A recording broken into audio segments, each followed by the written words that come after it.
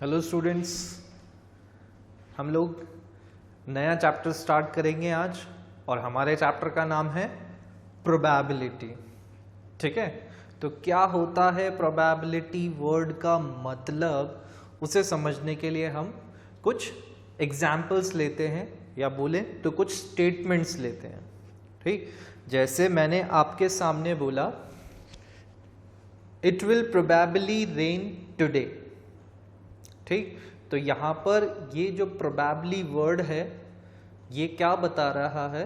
ठीक, it will probably rain today, मतलब there is a chance of rain today. यही कहना चाह रहे हैं इसमें हम, there is a chance of rain today. We are not sure, we are not certain, there is an uncertainty in our statement. ठीक, that there is a chance of rain today. ठीक, तो चांस है, संभावना है, we are not 100% sure.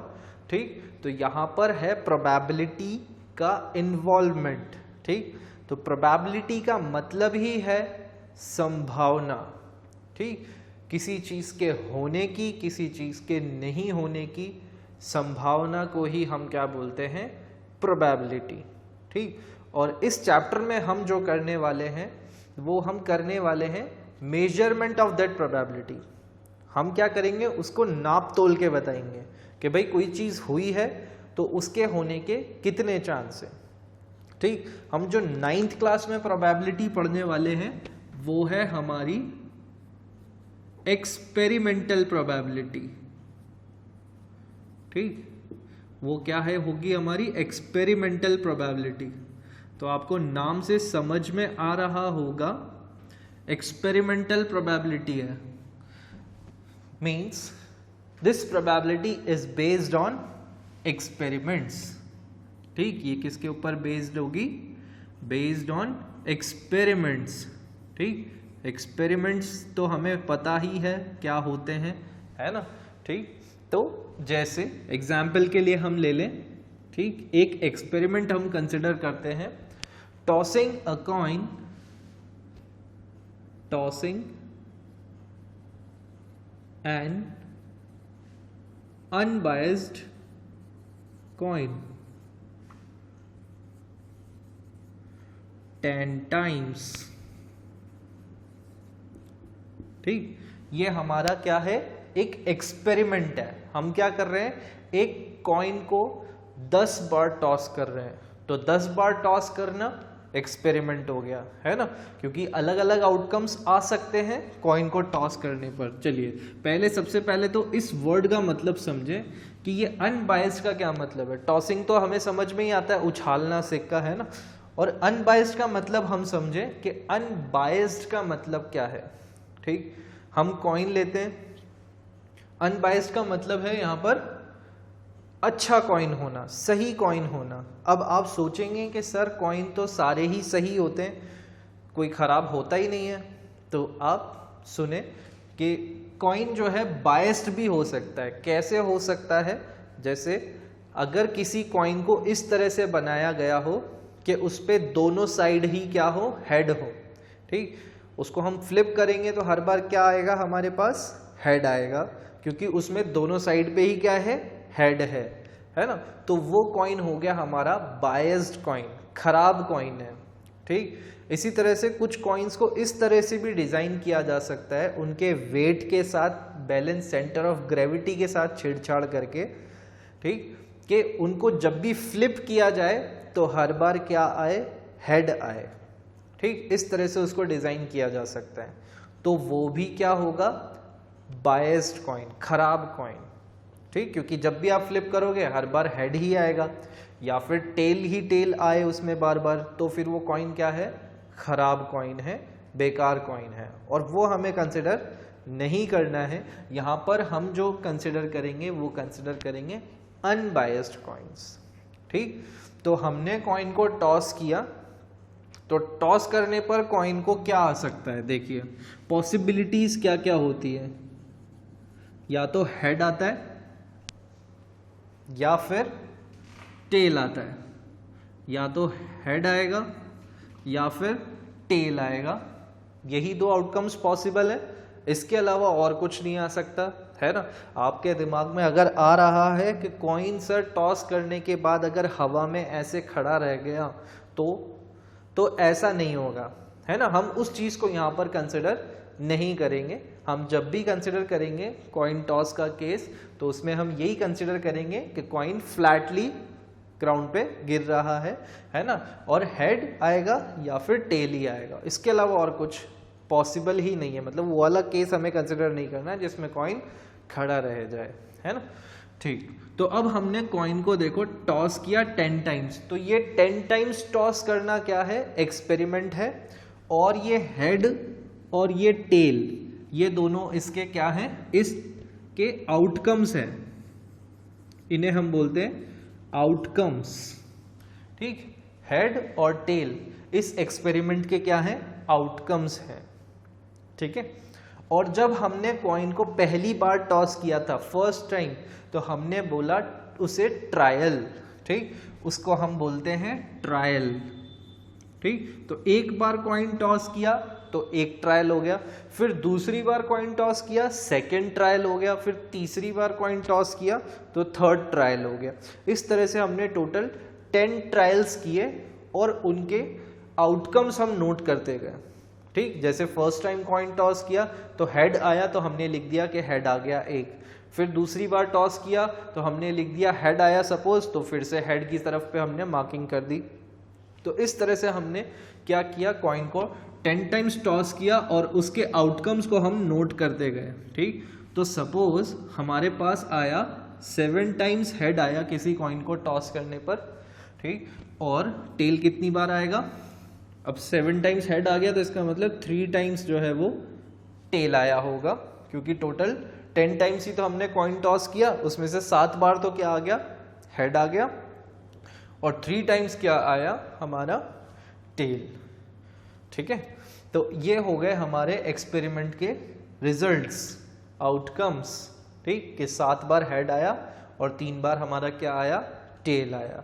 ठीक, चलिए अब यहाँ पर क्वेश्चन जो है किस तरह से पूछा जाता है उसको देख लेते हैं। यहाँ पर आपसे पूछेंगे, देखो कॉइन टॉस किया 10 टाइम्स और अब आपसे पूछेंगे find a probability of occurring of head, head के आने की क्या प्रोबेबिलिटी है ये आपको पता लगाना है। ठीक, ऐसा हो सकता है या फिर आपसे दोनों का ही पूछ लें, है ना। मैंने सिर्फ अभी हेड लिखा है। ठीक, चलिए तो find a probability of occurring of head, head के आने की क्या प्रोबेबिलिटी है ये वो आपसे पूछेंगे। तो इसको हम कैसे कैलकुलेट करेंगे, तो देखो उसके लिए हमारे पास प्रोबेबिलिटी चैप्टर में एक फॉर्मूला रहेगा और उसी से हम कैलकुलेट करेंगे। ठीक, वो फॉर्मूला क्या है, देखो मैंने क्या लिखा, PE, इसका मतलब है प्रोबेबिलिटी ऑफ इवेंट। इवेंट मतलब जो हम कंसिडर कर रहे हैं, तो यहाँ पर हम क्या कंसिडर कर रहे हैं, हेड आने की प्रोबेबिलिटी फाइंड करना है, तो हेड हमारा क्या हो गया, इवेंट। ठीक, तो प्रोबेबिलिटी ऑफ इवेंट का फॉर्मूला है number of times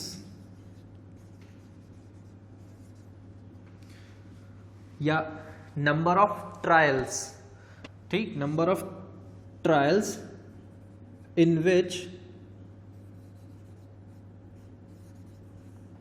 event E occurred upon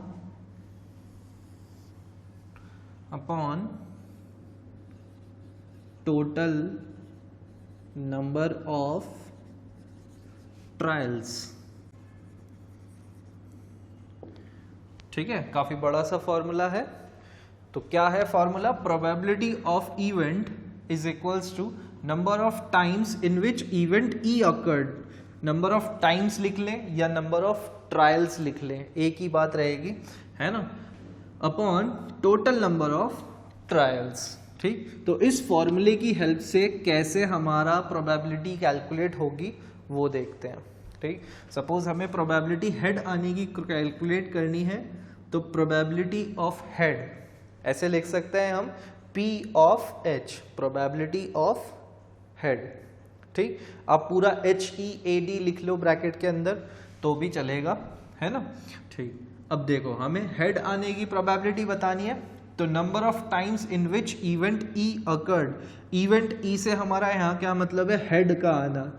तो हेड हमारे पास कितने टाइम्स आया है पूरे एक्सपेरिमेंट में, 7 टाइम्स। तो नंबर ऑफ टाइम्स जिसमें इवेंट हेड आया है वो है हमारा 7।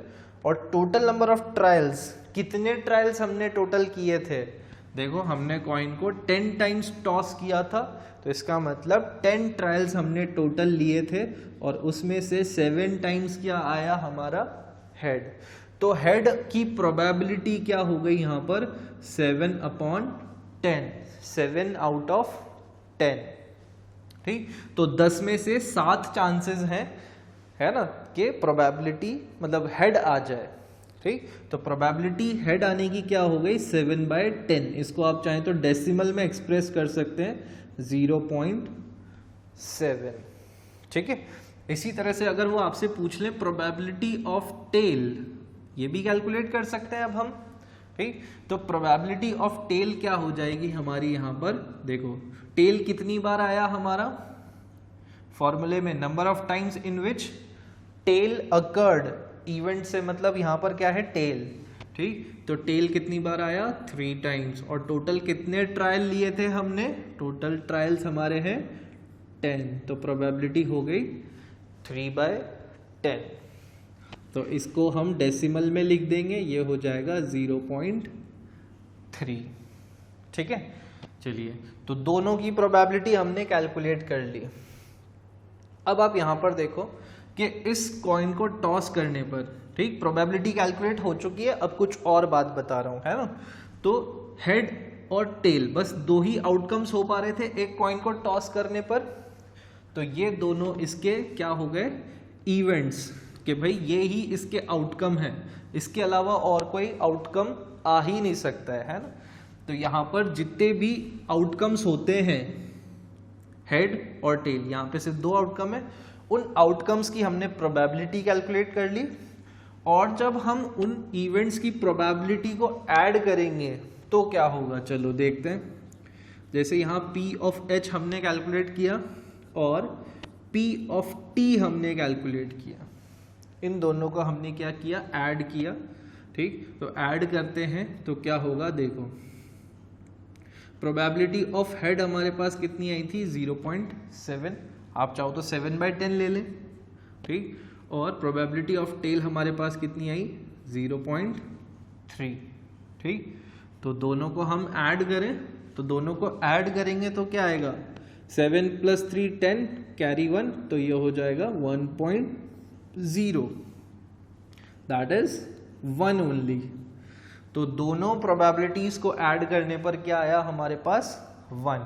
तो आप याद रखना इस बात को कि किसी भी एक्सपेरिमेंट में जितने आउटकम्स पॉसिबल होते हैं, ठीक, उन सब के अगर हम प्रोबेबिलिटी को ऐड करें तो रिजल्ट हमेशा क्या आएगा, 1। ठीक, यहाँ पर सिर्फ 2 ही आउटकम्स पॉसिबल थे, तो इनकी प्रोबेबिलिटी, इन दोनों की अलग अलग प्रोबेबिलिटी हमने कैलकुलेट करी और ऐड करी, तो रिजल्ट आया हमारे पास 1। ठीक है, चलिए अब कुछ बातें और हैं जो मैं आपको साथ के साथ ही बता देता हूं, या पहले आप इसको नोट डाउन करें फिर आगे देखते हैं।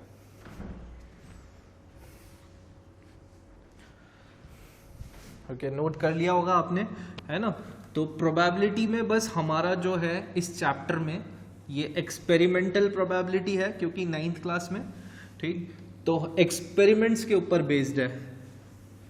तो आपको बस ये एकमात्र जो ये फॉर्मूला आपके सामने लिखा हुआ है, इसी को आपको यूज़ करना है पूरे चैप्टर में। ठीक, और इसी से आप प्रोबेबिलिटी कैलकुलेट करेंगे।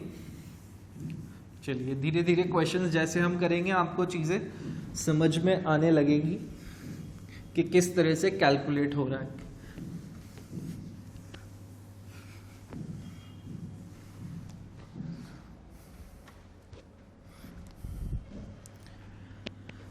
देखिए कुछ बातें जो हमें याद रखनी है, ठीक, वो क्या है। अभी हमने देखा किसी चीज के होने की प्रोबेबिलिटी को हम बोलते हैं probability of happening an event, P E, ठीक। इसको हम क्या बोल रहे हैं, देखो मैं लिख भी देता हूं ताकि याद रहे। Probability of happening of an event, मतलब किसी चीज के होने की प्रोबेबिलिटी, ठीक। इसको हम पीई से डिनोट करते हैं। तो फिर देखो अगर मैं लिख रहा हूं P not E, P not E लिख लें, या फिर और ऐसे भी लिख सकते हैं पी ऑफ ई बार, ठीक। तो इसका मतलब है probability of not happening an event. तो इवेंट के नहीं होने की प्रोबेबिलिटी, देखो इवेंट के होने की प्रोबेबिलिटी को हमने क्या बोला, पीई। तो फिर नहीं होने की प्रोबेबिलिटी को हम क्या बोलेंगे, पीई बार, या फिर पी नॉट ई भी बोल सकते हो आप, ठीक। तो पीई और पीई नॉट, इसको पीई बार बोल लें या पीई नॉट बोल लें, है ना।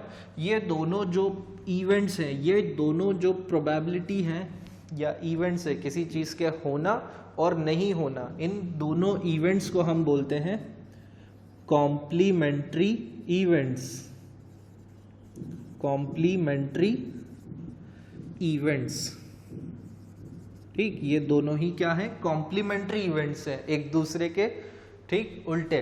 तो ये होगा, ये होने की प्रोबेबिलिटी है और ये नहीं होने की प्रोबेबिलिटी है, ठीक। तो इन्हें हमने बोला कॉम्प्लीमेंट्री इवेंट्स। और इनसे रिलेटेड बात जो है वो ये है कि किसी चीज़ के होने की प्रोबेबिलिटी और उसके नहीं होने की प्रोबेबिलिटी, इन दोनों का सम हमेशा क्या होता है, 1, ठीक। किसी इवेंट के होने की प्रोबेबिलिटी और उस इवेंट के नहीं होने की प्रोबेबिलिटी, इन दोनों का सम हमेशा क्या होता है, 1, ठीक। तो पहली बात हमको ये याद रखनी है कॉम्प्लीमेंट्री इवेंट्स के लिए, ठीक। दूसरी बात जो हमें याद रखनी है वो है probability of event is less than equal to 1 and greater than equal to 0, ठीक। ये जो है हमारी दूसरी बात है जो हमें याद रखनी है कि किसी भी चीज़ की प्रोबेबिलिटी, किसी भी इवेंट की जो प्रोबेबिलिटी होती है वो ग्रेटर देन 0 होती है और लेस देन 1 होती है। साथ में फिर मैंने इक्वल टू के साइन भी लगाए हुए हैं, इसका मतलब 0 भी हो सकती है और 1 भी हो सकती है, बट 1 से ज़्यादा नहीं होगी कभी भी वैल्यू, ठीक। अभी हमने दो जो प्रोबेबिलिटी कैलकुलेट करी थी, दो प्रोबेबिलिटी, उसमें वैल्यू आई थी 0.7 हेड की और टेल की आई थी वैल्यू 0.3, ठीक। तो आप देख सकते हो कि दोनों ही वैल्यू जो है वो क्या है, हमारी 1 से लेस है और 0 से ग्रेटर है, ठीक। कभी भी प्रोबेबिलिटी आपकी नेगेटिव नहीं आएगी, क्योंकि 0 से ग्रेटर है तो नेगेटिव नहीं आएगी, ठीक। तो ये आपको बातें याद रखनी है, ये वाली और ये वाली, ठीक। अब प्रोबेबिलिटी मैं कह रहा हूं कि 0 आ सकती है, तो कब 0 आ सकती है, ठीक, देख लेते हैं।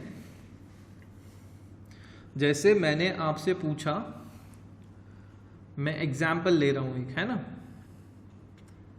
दैट मैंने सेंटेंस बोल दिया that the sun rises from west, find the probability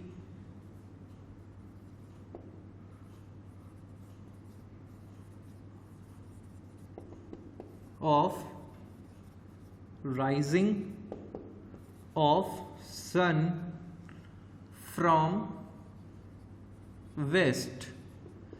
waste से सन के राइज होने की प्रोबेबिलिटी क्या है, तो भाई आप देखो कि हमें पता है, बचपन से हम देखते आ रहे हैं कि सन जो है कहाँ से राइज होता है, ईस्ट से।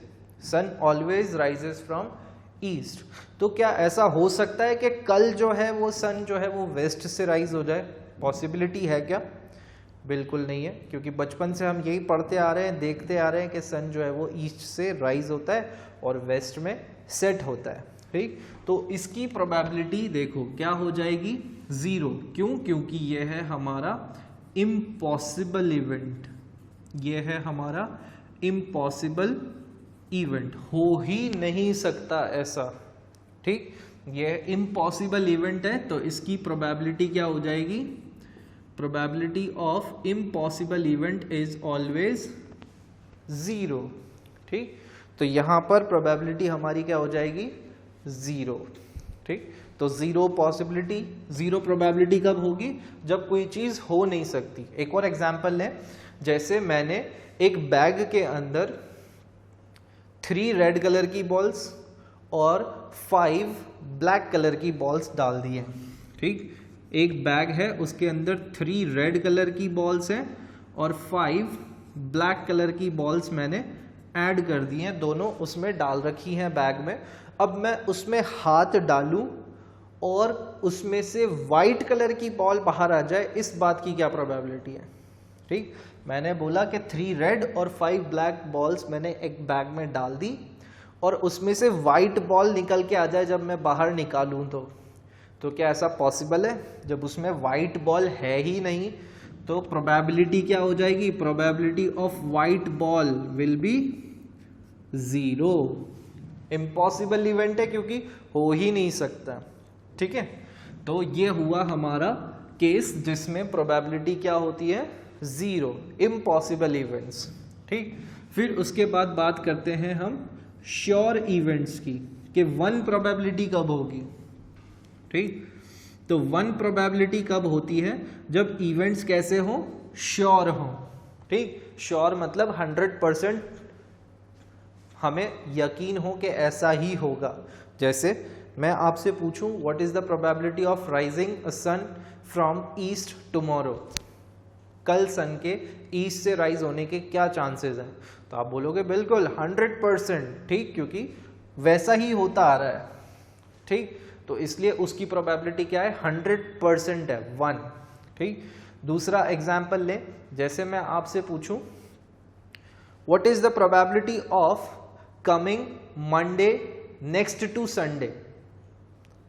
ठीक, मंडे के आने की क्या प्रोबेबिलिटी होगी, संडे के बाद, संडे के बाद मंडे के आने की क्या प्रोबेबिलिटी है, तो आप बिल्कुल 100% श्योर हो, क्योंकि संडे के बाद क्या आता है, मंडे ही आता है ना।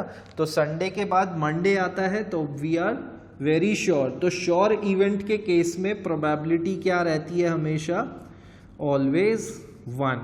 ठीक, जितने भी यूनिवर्सल ट्रुथ्स होंगे, यूनिवर्सल ट्रुथ्स, उन सभी की प्रोबेबिलिटी हमेशा क्या रहेगी, 1।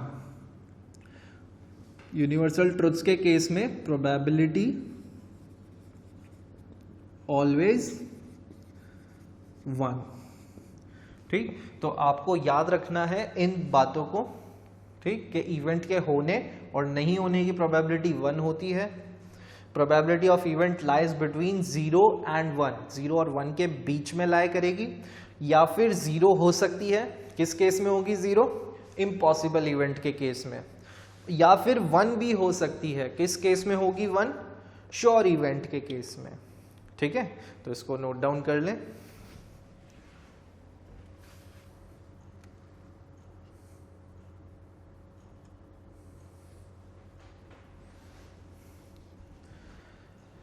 ओके, तो आज के लिए हम बस इतना ही रखते हैं। We will meet in the next class. Till then take care of yourself. Bye bye.